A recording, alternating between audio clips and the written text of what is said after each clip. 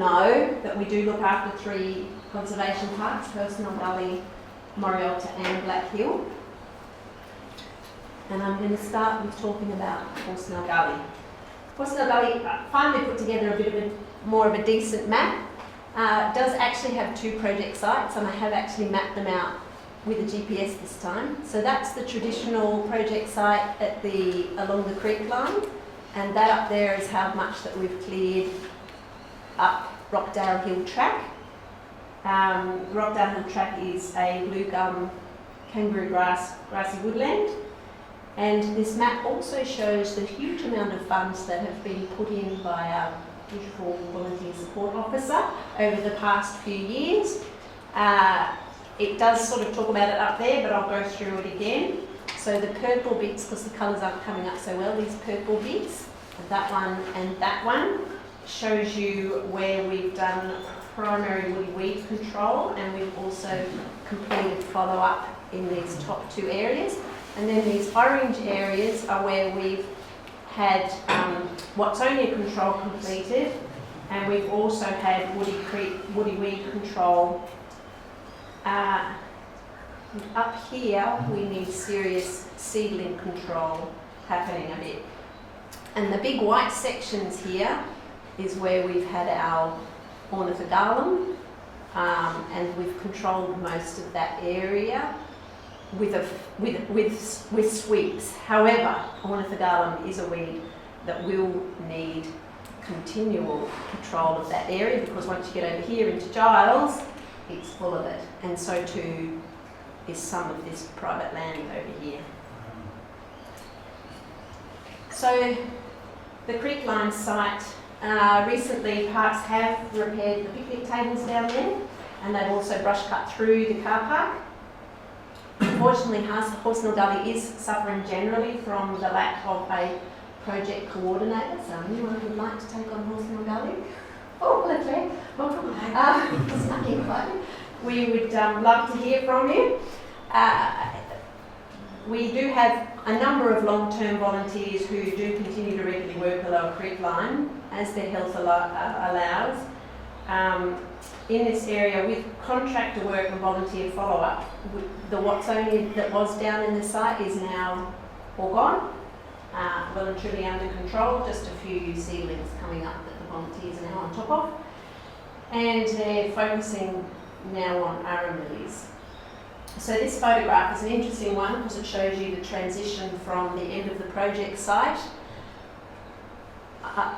leading up the hill into the creek line. So this is the Rockdale Hill project site, which is our grassy woodland site. We trialled a bit of a different method of spraying ornithogalum. Unfortunately, most of our regular volunteers actually can't make it up into this site anymore. The track's too steep for them, too far. They're only happy to walk along that bottom creekland site. So whilst the ornithogalum is our #1 priority in the Hornsell Gully Park, a lot of our volunteers can't physically make it up there. However, you can see we have made an improvement this year. They're pictures of the same ornithogalum patch 2 years running, and so we have reduced the number of flowering ornithogalum. Though if you go up there and have a look at the babies coming up, there's still a lot of work to be done. We have also, with the Landcare grant, done a lot of the work in that white area that I was showing you earlier, and we've managed to remove much of the seed heads which were spreading along the walking tracks. So we found that the spreads were spreading along the walking tracks because if you pick an ornithogalum flower and then drop it somewhere else, the seeds still become viable and they still produce offspring. So we've had a focus of trying to remove as many seed heads as possible from along the track, which we have managed to do for the last 2 years, and it is beginning to see dividends. So, I don't know if you can see our little friends in here. There are 1, 2, 3. So whilst we knew there was deer in Hornsell Gully, we now have photographic proof from our on-site camera. So the Rockdale Hills trail site is cleared of mature olive and broom and now needs lots of follow-up with friends because the broom's creating babies, and so is some of the olive. So in order not to lose the gains that we've already made in that site, we really need young people to come along and help at the higher area of that site. And this is an interesting photograph because there is a section of creek line between the area that I showed you has been treated and the area that the project runs in, which is approximately 500 metres long, and it separates our really excellent bush at the top of the park from our project site. And we are hoping to get Pembroke School, that's actually the track, believe it or not.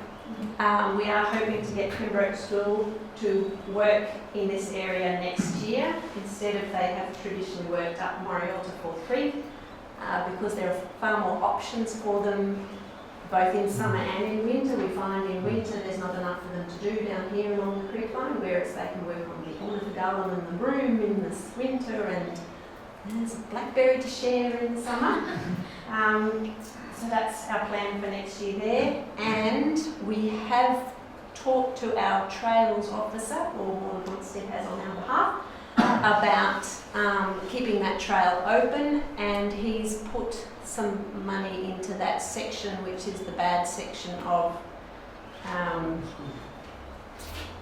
trail, and he's going to do a bit of blackberry clearance down there this summer.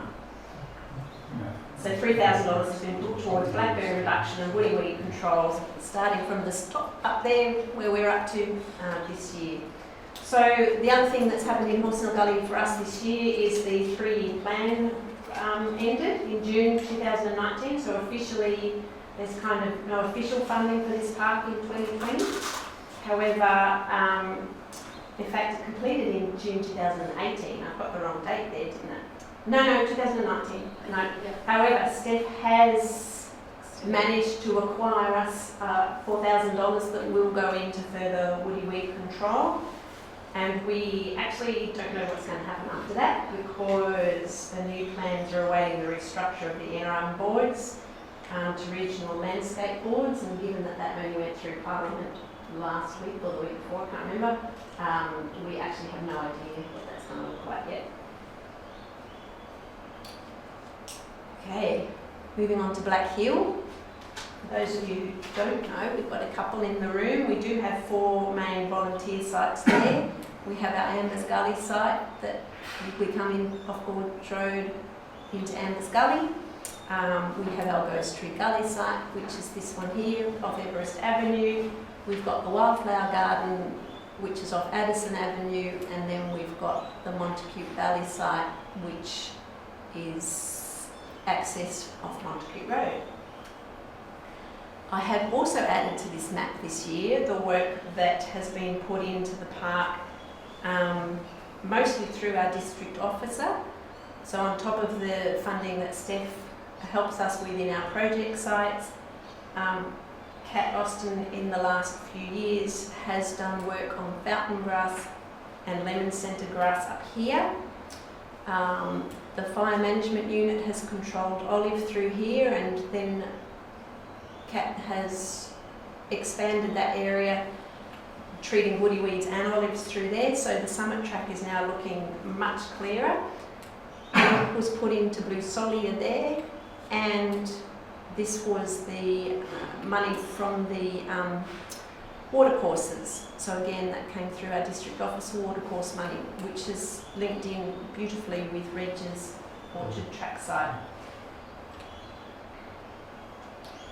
So I can't tell you a lot about Montacute Road because Reg keeps very quiet.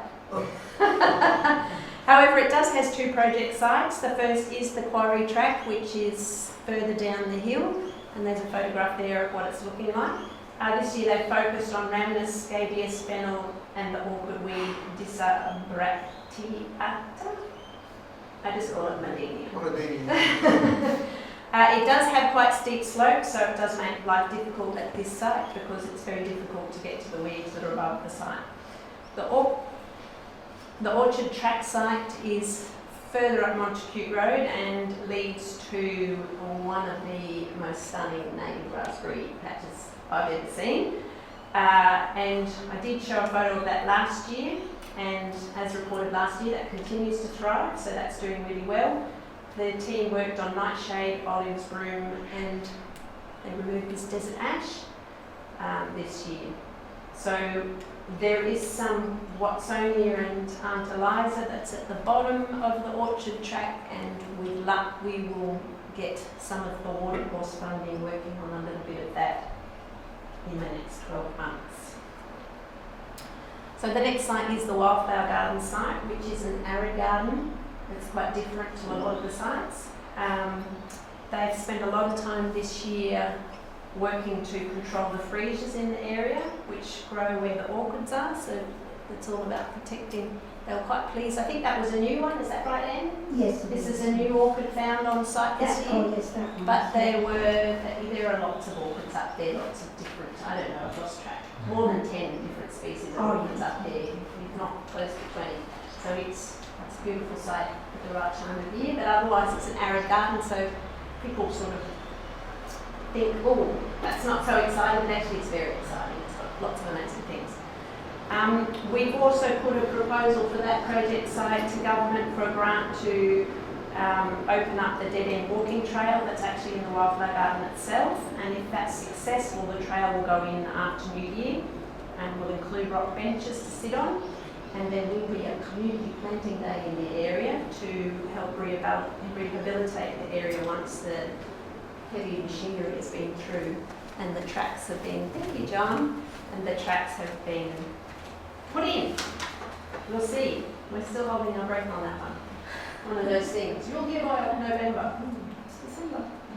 Okay, Ghost Tree Gully had an injection of volunteer support officer funds this year as well to treat olives, which were more difficult to access. And I don't know if you can see, but that's some of the work that gets done by our contractors. The committee also successfully applied for grant funding for this project site, which allowed us to purchase the equipment to kit up 2 volunteers and train them in the basal treatment of olives, and provided a further $2,250 for woody weed control in the area. And that's increased the area of the site being controlled with both olive and woody weeds.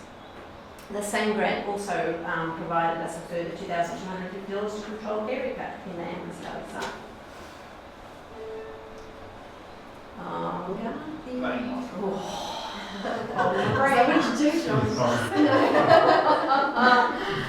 So the olive garden does actually exist in Morialta, Black Hill and Hornsell Gully. However, in Black Hill and Morialta it is limited to quite a small area, and this is one of the areas. You can sort of see here the treatment that happens. To treat the ornithogalum, they do have to use a poison called Razon, and it really is a poison, and it actually inhibits anything from growing, which is why you kind of end up with this big dead patch.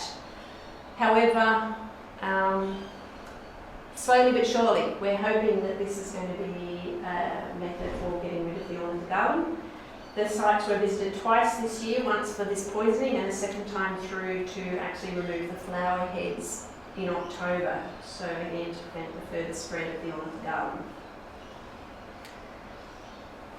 So Ambers Gully, those of you who've been reading the newsletter will know that Ambers Gully has received a lot of attention this year.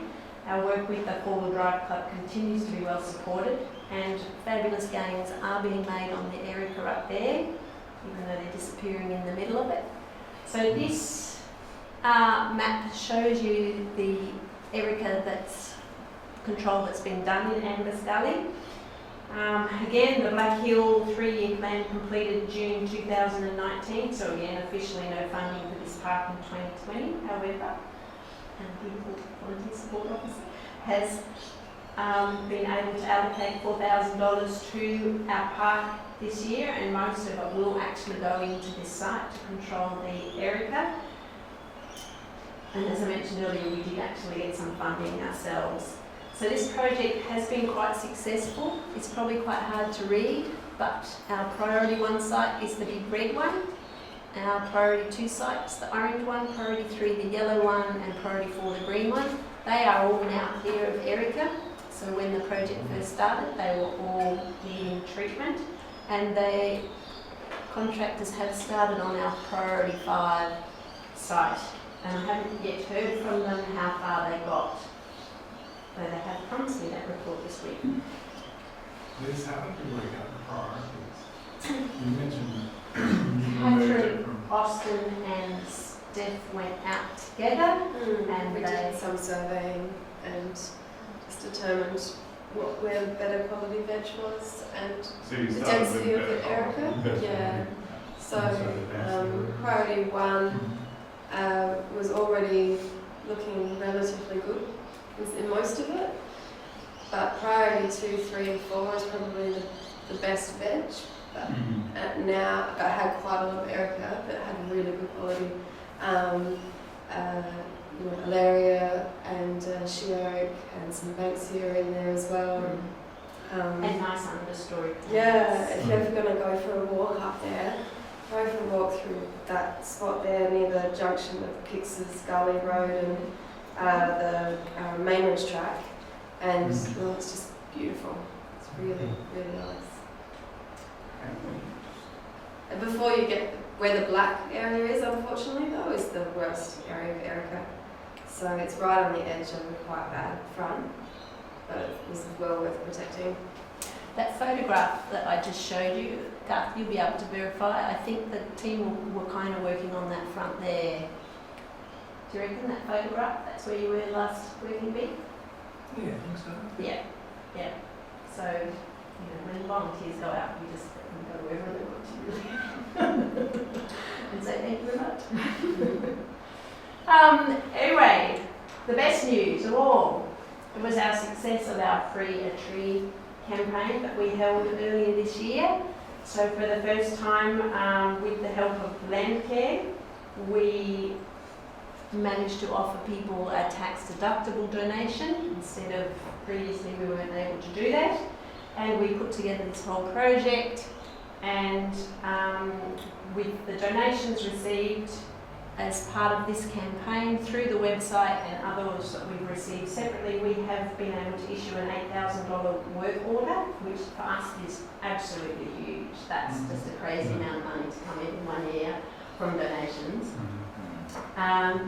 As long as the conditions remain favourable for treatment, we are hoping that all of the most stressed significant trees will be treated by contractors before it gets hot this summer.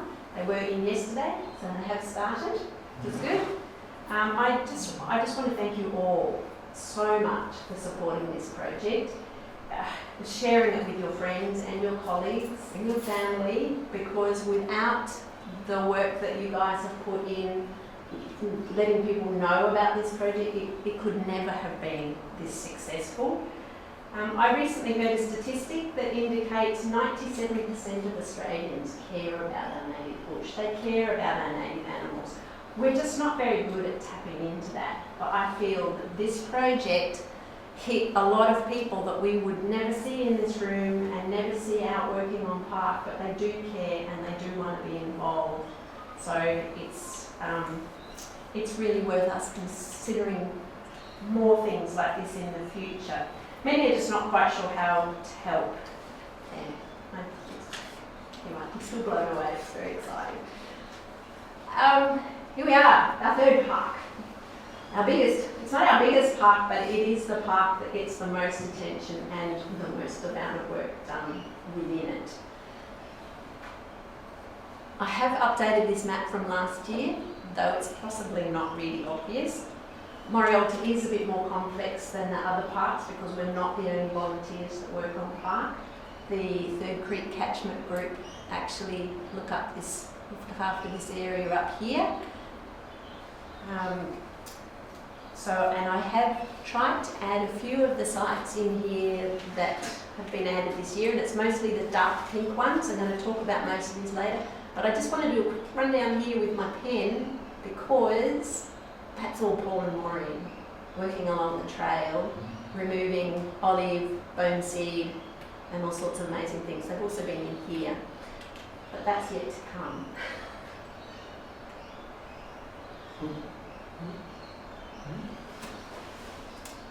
a lot of you have sort of seen this map already because I put it in one of the newsletters, but I just was so excited when I put this map together. It made me feel so good because this map covers our chestnut rump heath wren southern brown bandicoot habitat, which is our most valuable habitat in the park, and it indicates all of the places that we have managed to work in the last 3 years. And that's just huge. I'm not sure how well you can all see that. What isn't on here, which actually adds to this, is Paul and Maureen's work down here through the hedge block, as you call it, and the work through here that's done by the Fourth Creek Catchment Group. So a quick description of the things that have been added. As I mentioned, that's the work that Paul and Maureen have been putting into removing mostly bone seed through there. I imagine the occasional olive. Yeah. This here was again watercourse funding that Kat Austin put in. So that was mapped up a couple of years ago and she's found the money for that. This here was the funding that's been put in by Steph with her funds, by volunteers, and we did actually have a little bit of grant money that went into this. And we've basically sort of filled in most of the holes. I did create a mythical beast, but it doesn't exist anymore because it's all been filled in. And this yellow mark here was, when I created this map, was actually to apply for funding to work on the yellow bits, and we did obtain that funding. So hopefully, certainly that area there will be cleared this year, and if there are enough funds, some more of this area here will be worked on as well. So I just think that's such an exciting map. It probably doesn't other people as much as it does me, but it's just amazing to think that that is the top of the park, our most valuable habitat, and we've been able to get in there and really make a difference the last few years. And of course, in the heart of that, I better go back and show you for the people that, I did it again. So the pylon track is this site here, which is the bit, I'm just going to do it slowly because it gets a bit excited if I do it quickly. The pylon track is now looking quite spectacular. All the 3 water courses have had work done all the way down and follow-up work this year. There's now only a small area where we believe they're a primary weed control. It's just a few olives down the bottom of the site that we haven't got to yet. These photos are from our last working view in October, and you can just see how stunning the heathland is. I hope you can. We sure could on the day. It was gorgeous. And we saw a lot of evidence of southern brown bandicoot activity as we walked through, and we also managed to remove this last little patch of ramnus that we kept trying to get contractors to find, but I had GPS quite properly, but I knew where it was. So we went in and we hit it, and we're really pleased about what's been achieved up there. So this year, Colonial Track, we kind of added it to our portfolio a bit. There was a place where Paul and Maureen have worked along there in different places for a number of years, and the Fourth Creek Catchment Group. And what I didn't know until recently is the Fourth Creek Catchment Group have inherited some of this from various places, like the Norton Summit School used to look after some of it and haven't done for a while. But anyway, the big thing that happened up there was there were a couple of burns up here and down here. And the big thing about having a burn is all your broom comes up. All your broom siblings come up at once. And the really awesome thing is that over the last 12 months, that whole big patch of broom, which was like an absolute carpet of broom seedlings to about knee high, has all been cleared. It's very exciting. And we also held our first, so that was where we held our first Colonial Track working bee. And the other thing we've done along here the last couple of years with grant money and Steph's money is we've worked on the Watsonia along this whole site. And we are hoping to continue to make gains along there. And for those of you who came along, that was where we held our volunteer day earlier this year. That's where Sarah Came along for the first time. Sorry. Oh, my brain.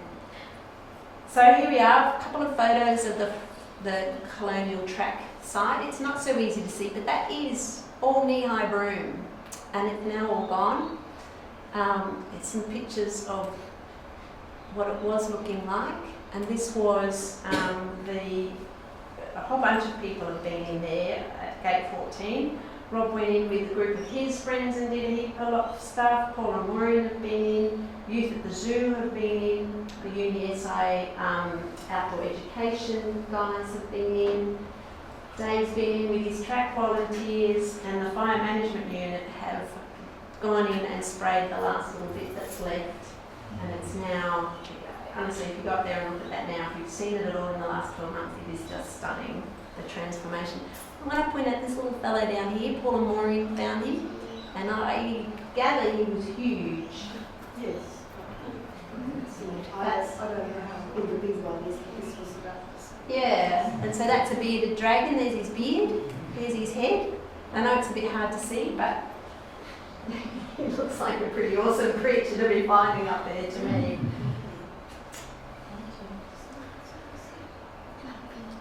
So, as part of it, you can throw questions at me whenever you like to. Just stop me, please. Yeah, you're right. Okay. As part of the Watsonia Morialta grant funding, we did host our community day up in the top of the park this year, and we did try to get more people knowing about the weed Morialta, because it's not a well-known weed and it doesn't really exist anywhere else. We had 36 volunteers come out with our District Officer Kat Boston and our Volunteer Support Officer Steph in that M9 area that I showed you earlier. We did hand pull some Morialta and broom. We cut and swabbed gorse and we cleared a bunch of blackberry, and it was a hugely successful event. And we have actually applied for a grant to do it all again next year. And I'm just not going to be able to do this justice, because this Paul and Maureen have just worked so many places that it doesn't hit. So this year they have worked down the track that I sort of highlighted earlier, removing bone seed. They've also worked in this new, what Paul has labelled as heritage block. Every year since 1980 something, I don't know what, it's over 20 years. They've started at the top of the park here, worked down Third Falls Track, which is why their project is called the Third Falls Track Project, but it's actually the Third Falls Track Project, the Colonial Track Project, the Moores Road Project, and the Fox Hill something track. Yeah, no, they don't call it. It's not actually that officially on the map. It did my head when I worked out what it actually is called. So, but down where Fox Hill Dam is, they work all the way along there. And Paul has also done extensive work for us this year, setting up a reporting mechanism to document each of our projects in each of our parks to allow us to better manage follow-up and long-term maintenance of our works, and also to sort of highlight for us some of our priorities, because these guys have really down pat the method of going through primary weeding, secondary sweeps, and then finally walking through once a year, because it's all beautiful and you just find the odd weed. And that's what we'd like all of our sites to get to, because that's kind of the ultimate game. So the Craig team also had a big win at the last Craig Care. They have worked this year to clear the blackberry above the cliff line this year. And the area of blackberry remaining was relatively small, because it has been progressively made smaller, so we didn't just go in guns blazing, clear and patch. However, that's what it looked like at the beginning of the year, and that's what it looked like by the end of the last working bee. Access was difficult because there were decomposing blackberry canes, dog rose and olive trees. But the exciting moment came in November, when the last blackberry stand was finally cut away. It's a shame that doesn't come up so well, because that's actually blackberry in there, but it's all gone now. And of course they've continued to work on the olive infestation up there, and I don't know if you can see that they're dead olives that they've drilled and filled, and down here that's a big pile of dead olives that you can see from the walking track as you walk through the climbing area. I also did work on the Cape Julep, and we had a Morialta training day in the Craigcare site as well, because the Craigcare site also has Morialta in it. So our third falls site, there we continue to walk through the site pushing the woody weed front downstream, occasionally working to push the weed from back on the northern side. So that's over here, that's where the thick blackberry is. We've now cleared that by 3 or 4 metres. When we first started, the blackberry pretty much went to the waterline. Might not be much, but on the side of the creek that the boardwalk is, we cleared the blackberry all the way back to the first bridge. We've done a lot of consolidating of the gains we made in 2018, and we've hit up the top of our gully. This is a huge, what they call Wonga Wonga vine patch. And by removing some of that, we've exposed this stand of bare twig rush, which we had no idea was there, and haven't seen it. I personally haven't seen it anywhere else, and I was really excited to stumble across it when we found it. So this year down at Fourth Creek, most of our work was in the grassy woodlands. We did our planting down there. We did our planting day down there. We have done a lot of removing of the annual grass species, and believe it or not, a lot of collecting of guards. When you've got people coming along putting in 2,000 plants, collecting those guards up again takes a lot of time. We did host our Bees for Biodiversity Day. We had a great talk by the native bees expert James Dory from Flinders University, and that seemed to go down really well. And it was a wonderful community engagement event. We recruited volunteers, and we had 43 people come along with the Kalani's friends and members of the public on the day. The other thing we have done a bit of is olive control. So all those trees there are dead olives. So we have been employing the basil technique at the end of Wongilla Drive, and also up here above the road, sort of sneaking a little bit into the olive hill site. We've been removing some of the olive, which helps us because it stops the olives from recruiting down here in the creek line. So, Olive Hill. I produced this map last year and I did show it to you then. This is interesting because that's the park entrance. For those of you who don't know much about where we are, that's the park entrance. We're here, about here right now. And this line here shows you our olive weed front, and this big area here is what the Friends have managed to clear over the last 30 years, because the Olive Hill site was the very first Friends of Black Hill Morialta project site. This year, using the basil bark technique, we have sprayed all the seedlings through this area here and that area there, and contractors worked through some large regrowth that had actually got on top of us, and we're hoping the contractors are going to go through and do that bit of large regrowth later this year. When I talk nicely to Steve this year. Yeah. And, hello, talk to me. Did talk, and I got impatient, sorry. It'll come. And we did go out with the Biology Society of South Australia in spring. They took us for a walk through the Craigcare site, and we found some pretty interesting things then. It was interesting because we bounced off each other. There was stuff that they didn't know. I mean, these guys are experts. They're fantastic. We had a girl there that she just stood and tweet, tweet, tweet. Oh, that's a blah blah with pink ribbons and blonde hair. You know, she knew. She was fabulous. And the guys were actually running around, the plant guys were actually running around with It's Blue with 5 petals in their hands. So if they weren't sure, they were looking it up there and then and telling us what it was. So I was very excited to be able to point out a plant to them that they hadn't seen before. However, I can never remember what it's called, but it is rare and it does grow on our rocky slopes. And we have had contractors asking before if they should be getting rid of it. So it's nice to know we had a plant they hadn't seen before. And we are hoping to arrange with them another spring walk next year. I think that it was a really beneficial thing to do and that we both groups got something out of it. Here we go. So that's most of what you have to put up with from me for now. Really, this is all about talking about where do we go from here.